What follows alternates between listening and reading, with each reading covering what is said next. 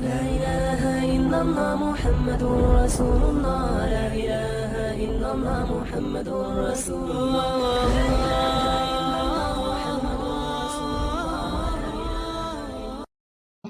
کاروبار ہے. اب کاروبار کے اندر وہی طریقہ اللہ کے ہاں مقبول ہے جو رسول اللہ صلی اللہ علیہ وسلم نے بتایا ہے. اور یقین جانیے جن لوگوں نے ان طریقوں پر عمل کیا تو انہیں ایسے نفع حاصل ہوئے, ایسا فائدہ حاصل ہوا کہ وہ فائدہ اگر کسی اور کے طریقے پہ یعنی مال حاصل کرنے کی کوشش کرتے وہ طریقے حاصل نہ ہوتے. آج بھی جن غیر مسلموں نے بھی رسول اللہ صلی اللہ علیہ وسلم کے ان طریقوں پہ زندگی یعنی وہ کاروبار کر رہے ہیں تو ان کاروباروں میں ان کو نفع حاصل ہو رہا ہے. مثال کے طور پر کاروبار کے اندر جھوٹ نہیں بولنا چاہیے, کاروبار کے اندر جھوٹ نہ بولنا, تو پھر اس کے اوپر لوگ اعتماد کریں گے کہ یہ آدمی کبھی جھوٹ نہیں بولتا ہے. کاروبار کا جو بات کہتا ہے بات چیز کے اندر وہ ویسی ہی کوالٹی ہوتی ہے, ویسی ہی صفت ہوتی ہے. اس طرح کسی کو دھوکہ نہ دے, بات صاف کرنی چاہیے کہ یہ چیز ایسی ہے, دھوکہ نہ دے, دکھایا کچھ اور دیا کچھ اور, ایسا نہ.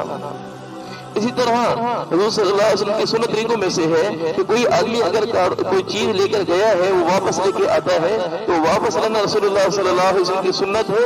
تو اب یہ طریقہ اختیار کرنے پر بھی اللہ تبارک و تعالیٰ سے کاروبار کے اندر برکت دے.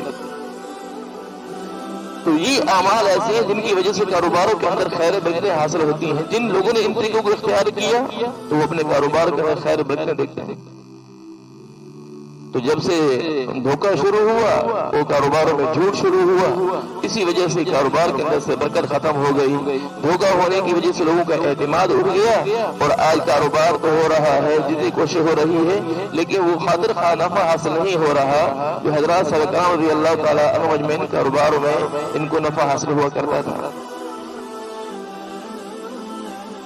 تو جھوٹ بول کر کوئی آدمی مال کو کتنا بڑھا لے گا, دھوکہ دے کر اپنے مال کو کتنا بڑھا لے, لیکن اس کے اندر خیر برکت حاصل نہیں ہوتی.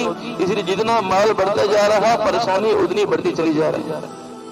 جتنا مال بڑھتا جا رہا پریشانی اتنی بڑھتی چلی جا رہی. تو برکت جس مال کے اندر برکت نہ ہو وہاں خیر برکت کیسے حاصل ہو جائے.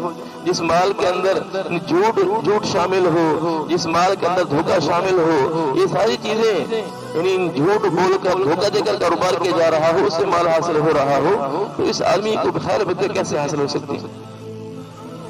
تو کاروبار کے طریقے بھی صحیح ہوں, رزق حاصل کرنے کے سارے طریقے صحیح ہوں, تو پھر اللہ تبارک و تعالیٰ خیر برکت عطا فرماتا.